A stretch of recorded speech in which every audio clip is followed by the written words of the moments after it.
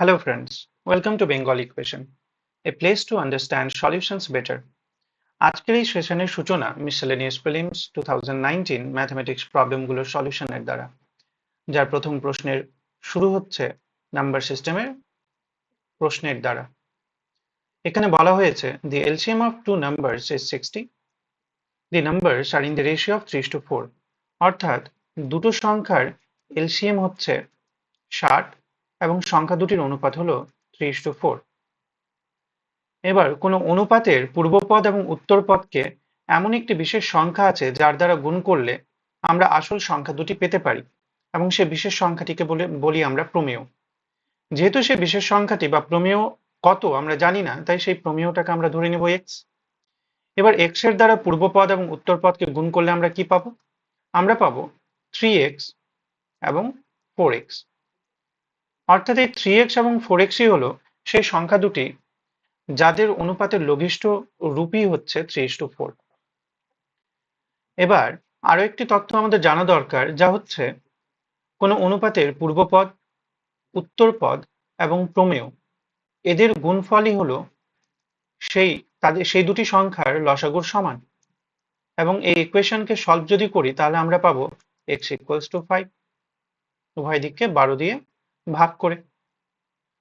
অতএব সংখ্যা দুটি হচ্ছে 3 × 5 = 15 এবং 4 × 5 = 20। এবার এই সংখ্যা দুটিকে যদি আমরা যোগ করি তাদের যোগফল হবে কত? 35. Option B is the correct answer. Let's move on to the next question. এখানে বলা হয়েছে in an examination a student was asked to find 5/16 of a number. By mistake he found 5/6 of that number. If his answer was 150 more than the correct answer, then the number is কত?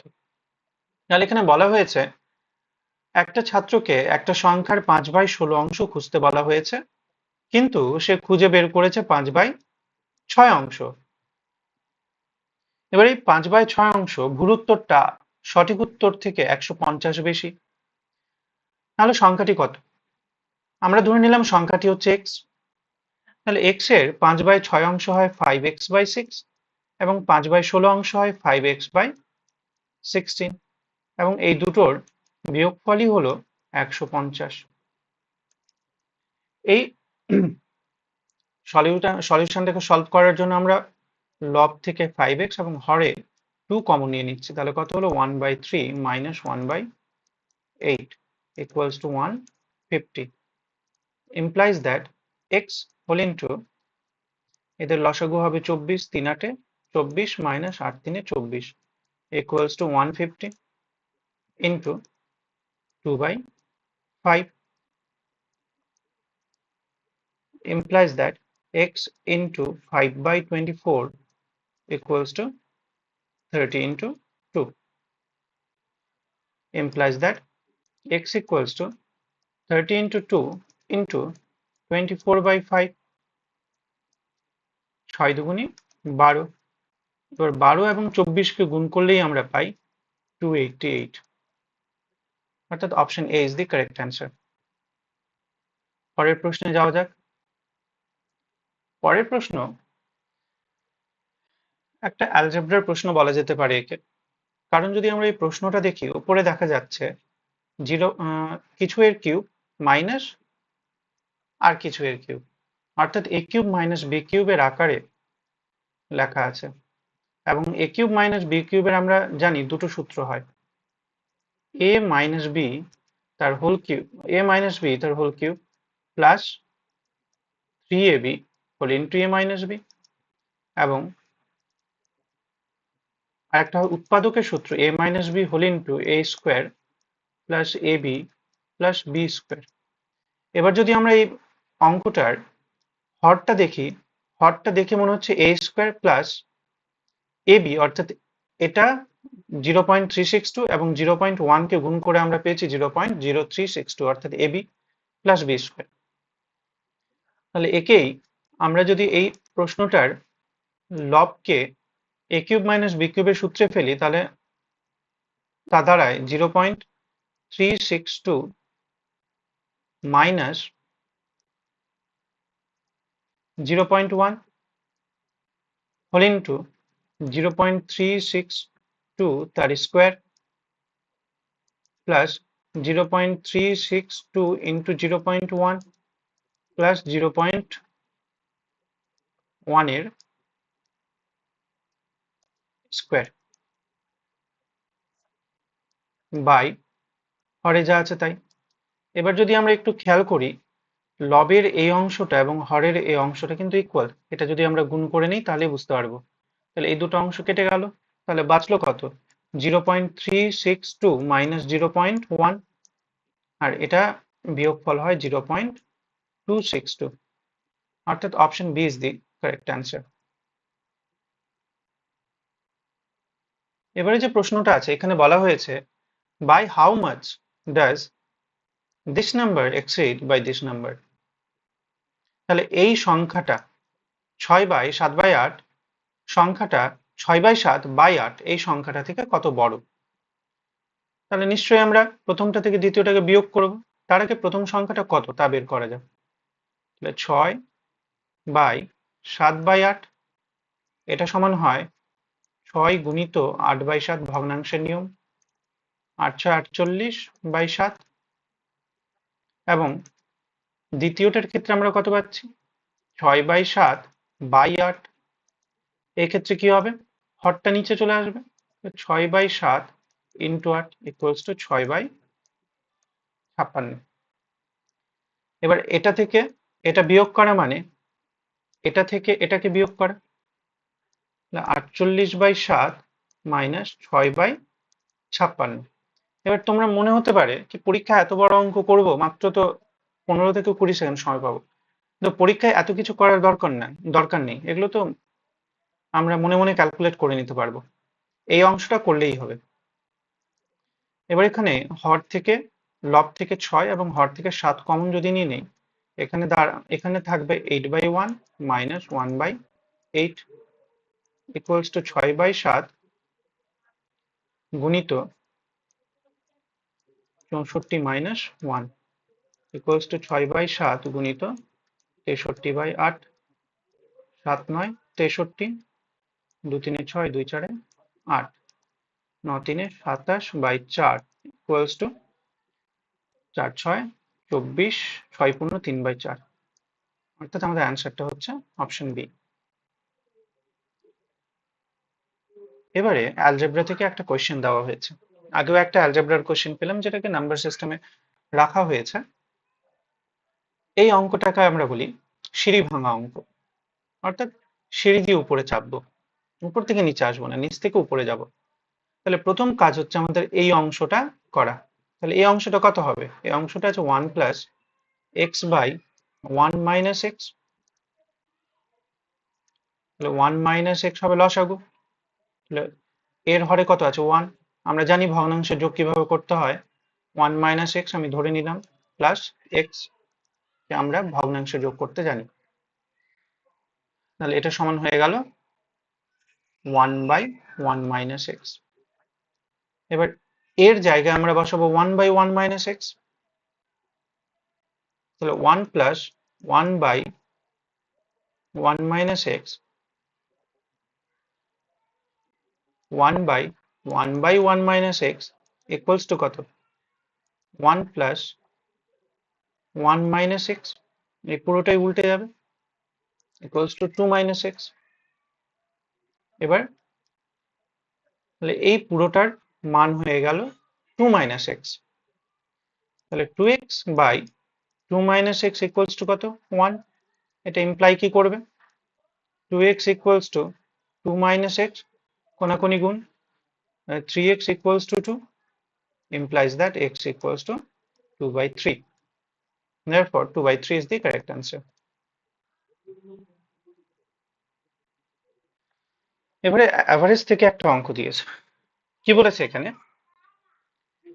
A library has an average of 510 visitors on Sundays. মানে প্রত্যেক রোববারে গড়ে 510টা করে visitor আসে একটা লাইব্রেরিতে, and an average of 240 visitors on other days, এবং অন্যান্য দিনগুলিতে, সপ্তাহের অন্যান্য দিনগুলিতে গড়ে 240 জন করে লাইব্রেরিতে আসে।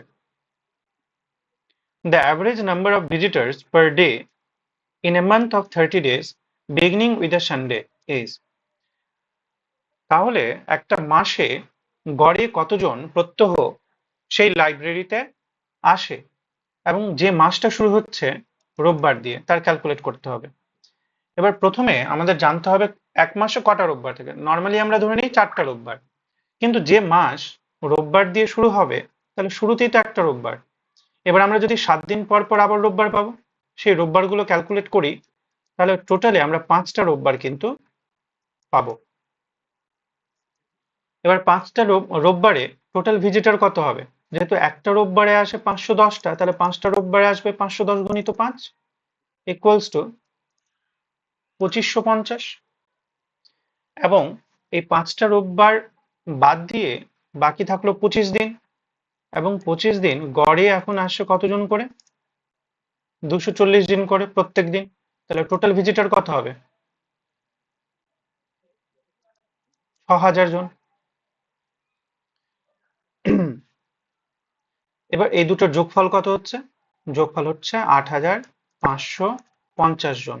অর্থাৎ লাইব্রেরিতে এক মাসে টোটাল লোক আসছে কতজন? 8550 জন, যেই মাসটা রোববার দিয়ে শুরু। একেই যদি আমরা 30 দিয়ে ভাগ দিয়ে দিই তাহলে গড় হয়ে যাবে। টোটাল সংখ্যাকে টোটাল সময় দিয়ে ভাগ, এই গড়টা কত হচ্ছে? 2 দুগুণী 3 দুগুণী 6, 3 8 24, 3 5 15, 285 জন গড়ে। Option D is the correct answer. Let's move on to the let's move on to the next question. এখানে বলা হয়েছে, দেখ পার্সেন্টেজের অঙ্ক আছে, দুটো অঙ্ক পড়লে প্রথমে একটু অন্যরকম লাগতে পারে। দুটো অঙ্ক হচ্ছে সমহার বৃদ্ধি এবং সমহার, এটা হচ্ছে সমহার বৃদ্ধির অঙ্ক, এটা হচ্ছে সমহার হ্রাসের অঙ্ক। দুটোই একই ধরনের অঙ্ক। প্রথমে বলা হয়েছে the population of a town increases by 5% annually, মানে প্রতি বছর একটা শহরের জনসংখ্যা 5% বেড়ে যায়, 5% হারে বেড়ে যায়। ইফ ইটস পপুলেশন ইন 2001 ওয়াজ এত, তাহলে 2001 সালে যদি ওই শহরটার জনসংখ্যা এত হয়ে থাকে, তাহলে 1999 সালে অর্থাৎ 2 বছর আগে কত ছিল? এবার পরের অঙ্কটা বলেছে একটা মেশিনের ভ্যালু প্রত্যেক বছর 10% করে হ্রাস পায়। এবার আগেরটা ছিল 5% করে বাড়ে, অর্থাৎ এটা সমহার বৃদ্ধি, প্রতি বছর বাড়ে। আর এটা প্রতি বছর 10% করে কমে যায়, অর্থাৎ এটা হলো সমহার হ্রাস। এখানেই শুধু তফাৎটা আছে। If it's present value is এত, যদি যন্ত্রাংশটার বর্তমান ভ্যালু হয় এত, তাহলে 2 বছর আগে যন্ত্রাংশটার ভ্যালু কত ছিল? What was it's value 2 years ago?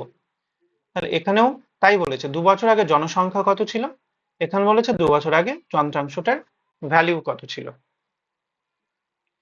এবার আমি পরেরটা করাচ্ছি, প্রথমটা তোমরা করবে। ফর্মুলাটা হচ্ছে সমহার বৃদ্ধি যদি বলি, তার ফর্মুলা হচ্ছে 1 প্লাস কম্পাউন্ড ইন্টারেস্টের ফর্মুলায় p whole into 1 plus r by 100 to the power n।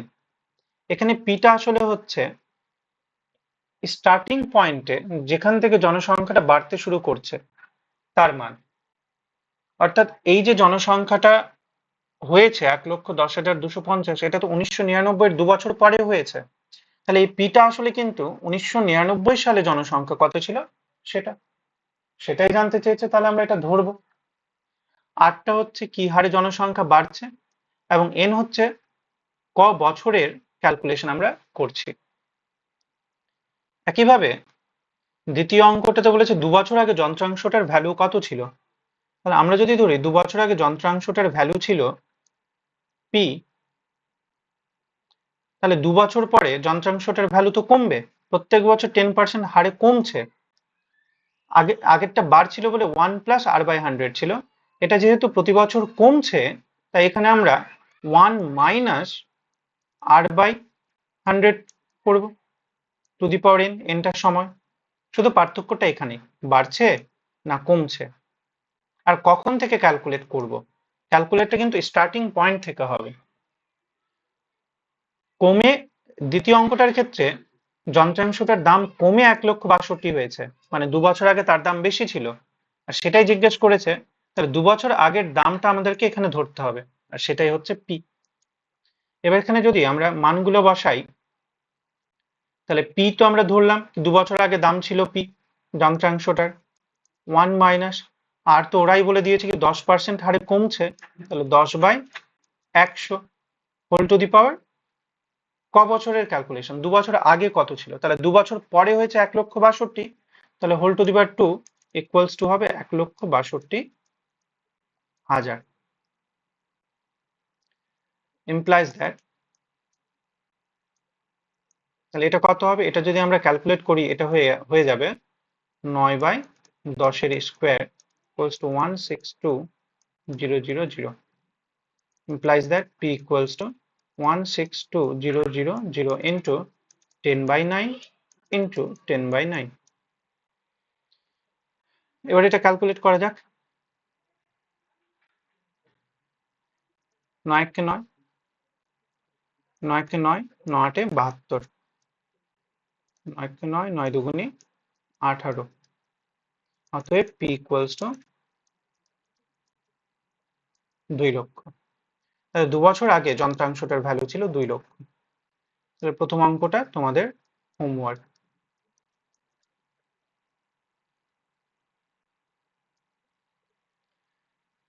এখানে বলা হয়েছে ইন দি নিউ বাজেট, নতুন একটা বাজেট করা হয়েছে, the price of kerosene oil rose by 25%, মানে নতুন বাজেটে কেরোসিন তেলের দাম 25% বেড়ে গেছে। এখানে আমরা যদি বলি কি আগে 100 টাকায় আমরা 100 ইউনিট কেরোসিন তেল পেতাম, এটা আগে ছিল, পাস্টে ছিল।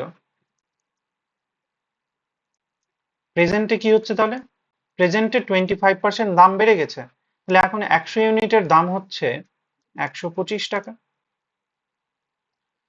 By how much must a person reduce his consumption, তাহলে একজন ভদ্রলোককে তার কত খরচ কমাতে হবে so that his expenditure on it does not increase, যাতে তার কেরোসিন তেলের উপর খরচ অপরিবর্তিত থাকে।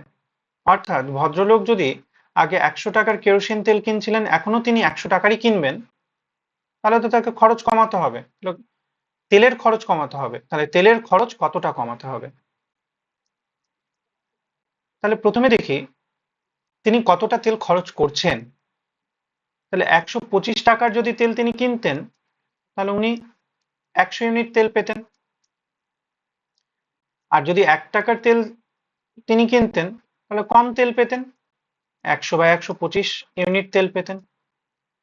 এবার তিনি যদি 100 টাকারই তেল কেনেন, আগে যেটা কিনছিলেন, তাহলে এখন পাবেন 100/125, বেশি পাবেন, 1 টাকার তুলনায় বেশি তেল পাবেন, তাই গুণিত 100। এবার এটাকে যদি আমরা ক্যালকুলেট করি, তাহলে তা হয়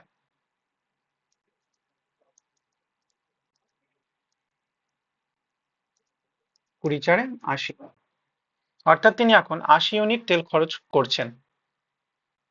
তাহলে তিনি কত ইউনিট কমিয়েছেন খরচ, 100 ইউনিট আগে করছিলেন, 20 ইউনিট কমিয়ে দিয়েছেন খরচ।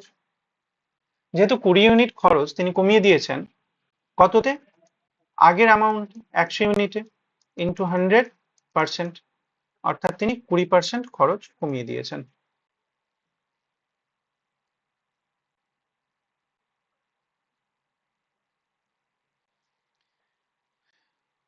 এখানে বলা হয়েছে a batsman scored 98 runs which included 4 boundaries and 6 sixes. What percent of his total score did he make by running between the wickets?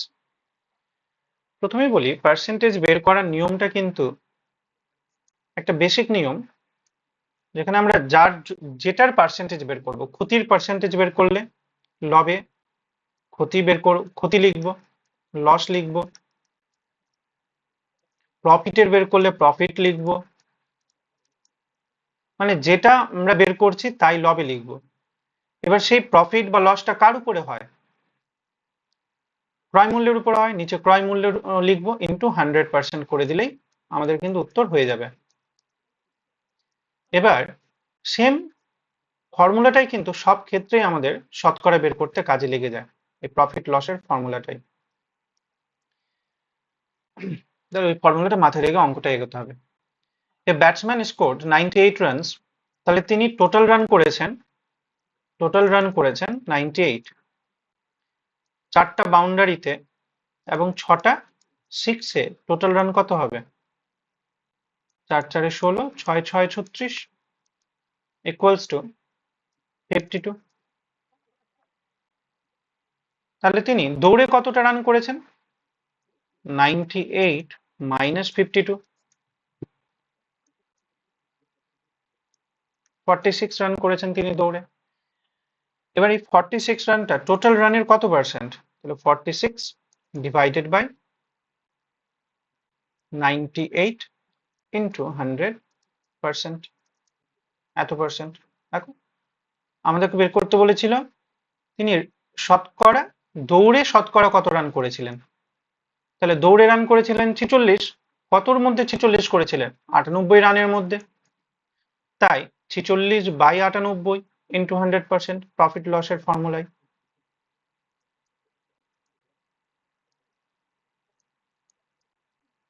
Equals to 2300 by 49, একে আমাদেরকে পূর্ণ সংখ্যায় করতে হবে।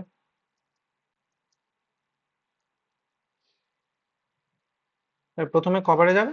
4 বারে।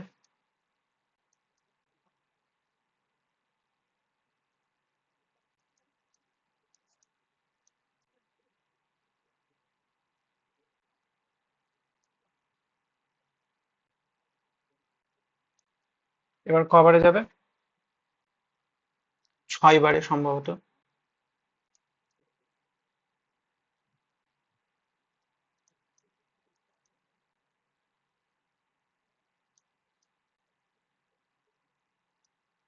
মানে 46 বাই 49% রান তিনি করেছেন দৌড়ে। Let's move on to the next question. এখানে বলা হয়েছে two numbers are less than a third number by 40% and 55% respectively। অর্থাৎ আমরা ধরে নিলাম a, b এবং c এরা তিনটে নাম্বার। এবার প্রথম দুটো নাম্বার অর্থাৎ a তৃতীয় নাম্বার থেকে 40% কম আছে, মানে ও তৃতীয় নাম্বারে 60% আছে। এটা মাথায় রাখতে হবে। কোনো সংখ্যা যদি কোনো একটা সংখ্যার থেকে কিছু পার্সেন্ট কম হয়, ধরে নিলাম a c থেকে 10% কম, মানে a হচ্ছে c এর 90%। a যদি c থেকে 20% কম হয়, তার মানে a হচ্ছে c এর 80%। তাহলে এখানে আমাদেরকে বলা হয়েছে a হচ্ছে c থেকে 40% কম, তার মানে a হলো c এর 60%। তাহলে a ইকুয়ালস টু আমরা কি লিখতে পারবো? 60c by 100। একইভাবে b হচ্ছে c থেকে 55% কম, তাহলে b equals to 45% of c, 45% of c।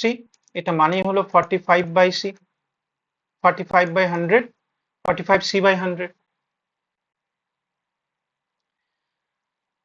How much percent is the second number less than the first number? তাহলে প্রথম নাম্বারটা হচ্ছে 60c, এটাকে একটু আমরা ছোট করে নিই, 3c by 5, এটা হবে 9c by 20. How much percent is the second number less than the first number? তাহলে দ্বিতীয় নাম্বারটা প্রথম নাম্বার থেকে কত পার্সেন্ট ছোট, তার জন্য আগে আমাদের জানতে হবে দ্বিতীয় নাম্বারটা প্রথম নাম্বার থেকে কত ছোট। তাহলে বি এ মাইনাস বি বের করতে হবে আগে। তাহলে এ মাইনাস বি হলো 9c by 20, sorry 3c by 5 minus 9c by 20 equals to লসাগু হয়ে গেল 20। 12c minus 9c equals to 3c by 20. এবার এই 3c by 20 কি বলা হয়েছে, দ্বিতীয় নাম্বারটি প্রথম নাম্বার থেকে কত ছোট, মানে প্রথম নাম্বার থেকে কত ছোট, তাহলে প্রথম নাম্বারটা তো হচ্ছে 3c by 5, তাহলে এই পরিমাণ ছোট কততে, 3c by 5 এ। আবার ওই প্রফিট লসের কার থেকে ছোট, 3c by 5 থেকে ছোট, into 100% equals to 3c by 20 into 5 by 3c into 100%।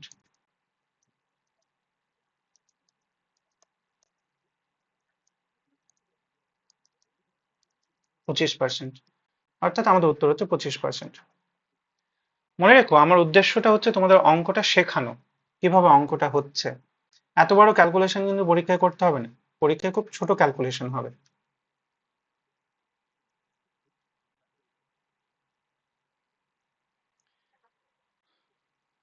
এবার চলে এসেছি আমরা রেশিও, প্রপোর্শন এবং এজ নিয়ে, অঙ্ক আছে কতগুলো। প্রথমে বলা হয়েছে two numbers a and b are such that the sum of 5% of a and 4% of b is 2/3 of the 6% of a and 8% of b। অর্থাৎ এখানে সমীকরণটা আমাদের বলেই দিয়েছে কি 5% of a plus 4% of b equals to 2/3 of 6% of a plus 8% of b। সবটাতে যেহেতু percent আছে, আমরা পার্সেন্ট উঠিয়ে দিতে পারি। কেন পারি, তাহলে বলা যাক এটা হবে 5a by 100, 4b by 100, 2/3 of 6a by 100 plus 8b by 100। এবার হর একই থাকলে আমরা লবগুলোকে যোগ করে দিতে পারি, এটাকে আমরা লিখতে পারি 5a plus 4b by 100, 2/3 of 6a plus 8b by 100। একই নিয়মে উভয় দিকে 100 দিয়ে যদি গুণ করে দিই আমরা, তাহলে পাবো 5a plus 4b equals to by 1 equals to 2/3 of 6a plus 8b by 1। এবার এই তিনটাকে এদিকে আমরা বাম দিকে পাঠিয়ে দিব, তাহলে গুণ হয়ে যাবে, তাহলে 15a plus 12b equals to হয়ে গেল 12a plus 16b। এবার আমাদের প্রশ্নে চেয়েছে a is to b কত, a is to b মানে a by b, এটা মনে রাখা দরকার আমাদের। 12a কে এদিকে আনলে কত হবে 3a, আর 12b কে ওদিকে নিয়ে গেলে হবে বিয়োগ করার পরে 4b, implies that a by b equals to 4 by 3, এবং a by b মানেই a is to b, তাহলে এটা হয়ে গেল 4:3 is our answer. Option D is our answer.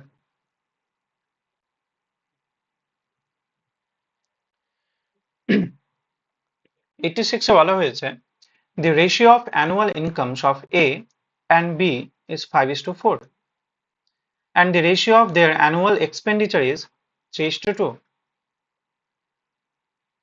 If at the end of year each saves rupees 1600, উভয় বছরান্তে 1600 টাকা করে বাঁচিয়ে নেয়, সেভিংস করে, then the annual income of A is, তাহলে A এর annual income কত, তাহলে A B, income, expenditure, savings.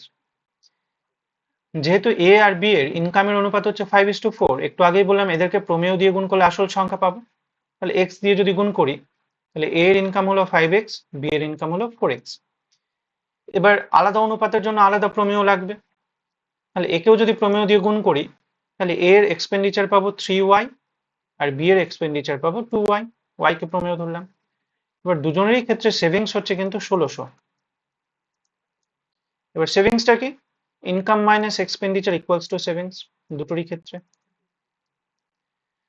এবার আমাদের এ এর ইনকাম জানতে চেয়েছে, অর্থাৎ এক্স এর ভ্যালুটা আমাদের দরকার, কারণ এ এর ইনকাম হচ্ছে 5x। এক্স এর ভ্যালু বের করার জন্য আমরা প্রথম সমীকরণকে 2 দ্বারা গুণ করলাম, তাহলে কত পাবো? 10x minus 6y equals to 3200, এবং দ্বিতীয় সমীকরণকে 3 দ্বারা গুণ করলাম, তাহলে হবে 12x minus 6y equals to 4800। এবার এই দুটোকে যদি আমরা বিয়োগ করে দেই, বিয়োগ করলে চিহ্ন চেঞ্জ হয়, এটা প্লাস আছে এর চিহ্ন হয়ে যাবে মাইনাস, মাইনাস আছে প্লাস, এটা মাইনাস, সরি এখানে ভুল লিখে দিয়েছি, এটা মাইনাস। তাহলে এখানে কত হলো? বিয়োগ করে 2x, এটা বিয়োগ করে 0 হয়ে যাবে, ইকুয়ালস টু কত? 1200। তাহলে অতএব x ইকুয়ালস টু হয়ে গেল 600। x এর ভ্যালু যেহেতু 600, তাহলে 5x এর ভ্যালু হবে 5 into 600, that is equals to 3000। তাহলে এর মান্থলি ইনকাম হচ্ছে, কিছু একটা ভুল করেছি, সরি, এখানে হবে 1600, তাহলে এটা হবে 800, এবং এখানে 800 যদি হয় তাহলে এটা হবে 4000। Option C is the correct answer.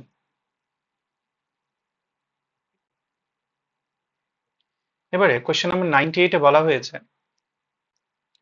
Ajay got married 6 years ago. His present age is 5 5 by 4 times of 5 by 4 times his age at the time of his marriage. Ajay's sister was 5 years younger to him at the time of his marriage. The present age of Ajay's sister is, অজয়ের সিস্টারের বর্তমান বয়স কত? তাহলে আমরা এখানে অজয়ের বর্তমান বয়সটাকে ধরে নিচ্ছি x বছর। এবার 6 বছর আগে অজয়ের বয়স ছিল x মাইনাস 6 বছর। এবার প্রশ্নে বলা হয়েছে অজয়ের বর্তমান বয়সটা অজয়ের বিয়ের সময়ের বয়সের 5/4 গুণ। তাহলে বিয়ে হয়েছিল 6 বছর আগে, তাহলে বিয়ের সময়ের বয়সের 5/4 গুণ, এটা হচ্ছে তার বর্তমান বয়সের সমান। এবার এই 4টাকে আমরা যদি বাম দিকে পাঠিয়ে দিই তাহলে কত হবে? 4x equals to 5x minus 30। এবার এটাকে যদি আমরা সলভ করি তাহলে x ইকুয়ালস টু পাবো 30, অর্থাৎ অজয়ের বর্তমান বয়স হচ্ছে 30।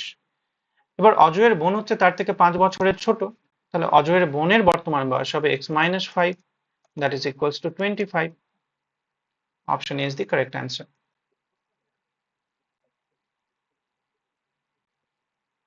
Okay, that's all for today my friends. Thank you.